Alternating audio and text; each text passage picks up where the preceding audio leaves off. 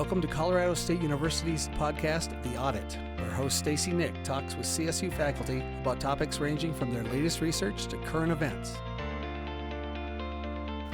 For years, Camille Stevens-Rumann was a wildland firefighter working on the front lines to protect forests. Now the Colorado State University Associate Professor of Forest and Rangeland Stewardship fights forest fire destruction in a whole new way, researching the recovery process. And there have been some big shifts in how ecosystems return post-fire.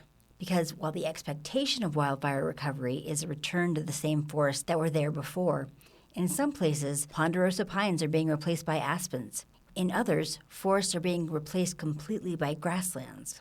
How we respond to these changes is also at a bit of a crossroads. We can work to recreate the forests of the past, an expensive and potentially fruitless endeavor, or we can lean into these shifts and the forests of the future.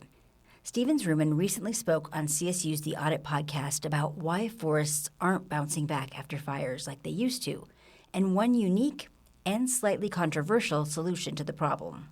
After some of these big fires that we've seen in the last few years, forests don't seem to be bouncing back the way that they used to. Or is that real, or am I just being impatient? Yeah, I think it's probably a little bit of both. There are definitely some places where they're coming back really well. It just takes a long time for trees to grow back. But there are definitely other places that are not recovering and are not turning back into the forest that we expect them to be. What areas are you seeing in particular? Especially our lower elevation forests are really dominant. So this is like our ponderosa pine. Think about places like that surround Horsetooth Reservoir or near Boulder. Those really like lowest elevation forests are having the hardest time recovering. But then we also see a little bit of lack of regeneration at the highest elevations also, mostly because those trees take a really long time. And so we may not see regeneration for 50 years, and that could be okay outside of something like aspen. And it's changing the types of trees that we're seeing. Yeah, we're seeing a lot of movement, potentially of different species, with some definitely being winners, aspen being one of them, which we all love. And we see a lot of that both moving up in elevation, but also expanding within those fire footprints, places that we didn't see it in the overstory before, but maybe it was just dormant or in the understory is now the dominant thing that we see out on the landscape. And we see that in the Cameron Peak Fire or the East Troublesome in lots of different places. The other species that's doing really well after fires is lodgepole. That's kind of our mid-elevation forest that's really fire adapted, and so they have seeds that fall out of closed cones right after the fire starts. And so those seeds end up regenerating really quickly right after the fire, and so we tend to see these blankets of tree regeneration. And they are moving up in elevation as well, so we see them kind of expanding into more of our spruce fir forests. Which ones, again, are not doing well? Who are I hate to say the word losers, but which trees are not coming back as well? One of the ones that we love here in Colorado especially a lot is the ponderosa pine. And that's, again, kind of our lower elevation forest. It's the ones that smell like cinnamon or vanilla, some people think, if you give it a hug. And they're really red bark, puzzly bark. Those ones are really not adapted to these high severity fires that we're having. And so not only is the climate getting hotter, but the type of fire that we're having is not typical for those trees on the scale that we're seeing it now. What does this mean for the future of forests? What will they look like? What can we expect? Optimistically, I like to say that we're not saying goodbye to forests, but rather maybe we'll see them on up the hill, right? We are seeing tree regeneration at higher elevations. I do have hope that those areas will still be forests. But I think we do have to adapt and think about that those forests are going to look differently. And if we want a type of forest in a specific place, we might need to be thinking more creatively about what could be there. Maybe it's not the ponderosa pine that was there, but maybe it's another pine tree that's similar but really adapted to hotter and drier conditions. So what can be done to aid forests regeneration following a wildfire? You've had some success with some somewhat controversial tactics that require us to think a little bit differently about what trees we plant and where. I think we're in a time of such rapid change that we really need to be thinking proactively if we do want a forest in a specific place. And so some of the things that we're experimenting with is if we plant a different variety of species, and it doesn't have to be species from a different country. I'm talking about moving, say, our ponderosa pine to higher elevation or moving our lodgepole even higher. Or maybe there's different pockets or different locations where some of our highest elevation trees might be. But it is hard for us to think about whether or not we should be planting in these different ways than where the tree was right before. And so that's really hard. And I do think in some places, especially at our lower elevation forests, we probably need to be getting more creative. One of the things that we do know from a lot of the Forest Service plantings is that even if you move a tree up, say, like 300 feet from where its seed source was, which is not very high up the hill, right? That's something you could do in a 15-minute walk or less. You are getting greater survival of those trees. And so when you think about that seedling that you as a volunteer or the Forest Service or anybody is putting in the ground, it's a lot of resources, and you really want that to be successful. And so that's really my main goal in thinking about experimenting is how do we increase the success of those very limited resources of planting trees. And this is considered a little bit of a radical concept. Why? Well, we have seen a lot of bad things come from moving species around, right? We have lots of examples of invasive species. So there's always warranted concern about whether or not we should be planting something where it wasn't before. The caveat to that, I think, especially when we're talking about trees, is they're slower growing. They don't tend to be quite as invasive as something like cheatgrass or thistle or mullein that we've had lots of problems with here in the West. But it's always a risk. You don't know what's going to happen as you move trees around.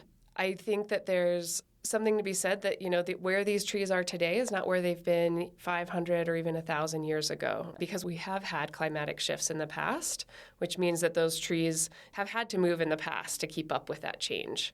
So in some cases, maybe we're moving them to where they were 700 years ago, but we don't see them today. So it's more relocation. Yeah. And there's never anything wrong with having more aspen. I think that's...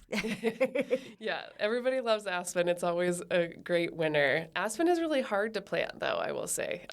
When we see it out on the landscape, it's growing from this big root structure, typically, and we haven't quite perfected planting it from a pot into the woods. So that's a little bit more difficult than a lot of our conifer trees, I think. What are some of the areas that you're seeing the most difficulty in regeneration? In Colorado's memory, one of the big places that people often think about is the Hayman Fire, which burned in 2002, kind of outside of Colorado Springs. And that fire has an 18-square-mile patch where not a single tree lived after that fire, which is really drastic to see on the landscape. You can see it from Cheeseman Reservoir.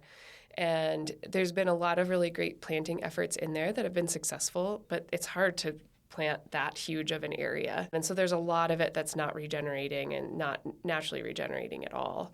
So those are the kind of places, those like lower elevation forests, closer to here in more recent fires, something like the Calwood Fire, that burned in Boulder County through some of their Boulder County open space. Those areas I probably wouldn't expect to come back without active replanting. And some parts of something like the Cameron Peak or East Troublesome, but most of those burned at higher elevation, and so we're seeing a lot of different dynamics there than that kind of lower elevation forest example. But the Pine Gulch Fire over by Grand Junction, that burned both through pinyon juniper woodlands and ponderosa pine forests, and those areas are really not regenerating very well so far either. I think there's a lot of potential to plant, maybe in our ponderosa pine forest, we should be thinking about pinyon and juniper if like that can just move up the hill a little bit. Other possibilities might be something that's a little bit more far-fetched, like some of the cool pine trees that we find in central New Mexico and central Arizona and farther south, like Chihuahua pine and Apache pine, because those actually if you see them side by side, they look really similar to ponderosa pine. They grow the same, but they're a lot more drought adapted because they're found in far southern U.S. mountains. So those are some examples of things that we could have in certain places, but I also think that we really need to think critically about, do we really need and want a forest in a specific place, or are we okay in some places accepting that it could be a non-forested ecosystem and help preserve and conserve it in that way? I think the worst outcome would be an invasive species like filled area. But if it's beautiful grassland ecosystem or something like that, maybe that's okay too. Now, before you got into the research side of wildfires, you were actually on the front line working as a wildland firefighter, and I wondered, how does that experience inform the work that you're doing now? Yeah, I think it's instrumental and absolutely drives a lot of the work that I do. It was a really fun and amazing job to have, and it gave me a really great insight into what is practical and applied science, because there's lots of questions that I might think are interesting, but then I can put on my manager lens and realize that I'm not sure how I would implement that, or I don't know what the application would be of that. And that makes a big difference in how I connect with managers and talk about my science, and also helps form the questions that I have, I think, a lot of the time, as I want a lot of my work to be applicable to those people that are doing a lot of great work out in our ecosystems. When you're out there, do you think about those moments? Absolutely. I mean, I got into this field because I love being outside, and whether it was fighting fire or out studying these post-fire landscapes, I think about that time and what it means to be on these landscapes in this time of rapid change, right? When you're on a fire, you're in places seeing this drastic, unavoidable, huge amounts of change all at once. And it's really beautiful now that I get to go back to a lot of those places and see what it looks like over time and how much it is coming back. Because a lot of times I find a lot of joy and surprise in what's coming back. Like, oh, I get so excited when I see a little seedling or when I see a new wildflower I haven't seen before out in that landscape. You mentioned that you love being outside. Coloradans have a very deep connection to their wildlands, to their forests, and what they look like. What are some of the hard truths that we may need to accept about the next generation of forests and what Colorado will look like? One hard truth that we have a hard time accepting is that fire is natural. Not only natural, but an integral part of our ecosystems. And by us removing it for the last 120 to 140 years, we've really changed what our landscapes look like. And so that deep, dense, dark forest that maybe you feel really connected to probably didn't look like that 140 years ago. And so I think that as we're at this kind of critical juncture that we're deciding right now whether or not these fires are going to control us, like they're going to be these big, out-of-control fires, or if we're actually going to be more in control of those fires and do things like prescribe fire and actually change that needle on the likelihood and severity and intensity of those large fires, because we're not going into a time of less fire globally. We're definitely heading towards hotter and drier and more fire years ahead of us, which is scary, I think, especially as we think about that place that you really love. And I think that as we see those transformations happen, because they will happen, even if it's not in your specific favorite place, a thing to remember is that our ecosystems are incredibly resilient when we give them the chance to be, and maybe with a little bit of our help. But finding those little nuggets of things that you still find joy in that landscape is always a good thing, because it's sad to see something really change drastically from what you remember. What has changed, besides climate, that's causing some of this? We often like to blame just climate change, but I think with our fire issues across the western U.S., it's not just climate change, but it's our change in fire management.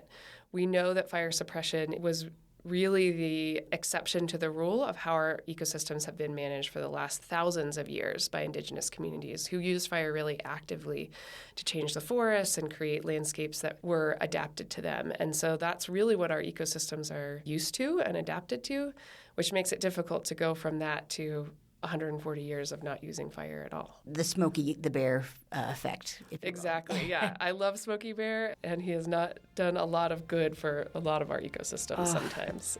Poor Smokey. Yeah. That was CSU Associate Professor Camille Stevens-Rumann speaking about the future of forest restoration post-wildfire. I'm your host, Stacey Nick, and you're listening to CSU's The Audit Podcast.